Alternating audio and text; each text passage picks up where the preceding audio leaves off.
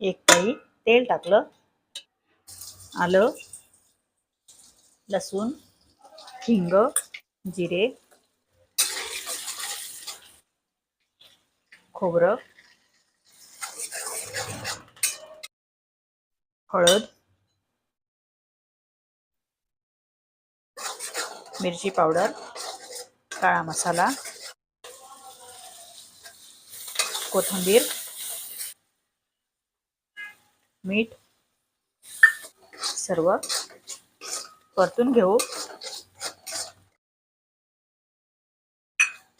बारीक केलेल्या डाळ्यांचं पीठ सर्व एकजीव करून घेऊ. 1 मिनिटापर्यंत सर्व मिश्रण परतून घेतलं. बटाटे टाकून घेऊ. बटाट्यांना परतलेला मसाला लावून घेऊ. बटाट्यांमध्ये गरम पाणी टाकायचं.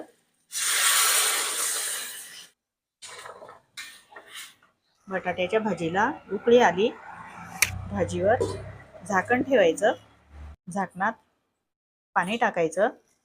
5 ते 7 मिनिट भाजी मध्यम गॅसवर शिजवून घ्यायची. 5 मिनिट झालेत. झाकण काढून घेऊ. गॅस कमी करायचा. 2 मिनिट भाजी उकळवून घेऊ. थोडी कोथिंबीर टाकायची. भाजी शिजून तयार झाली.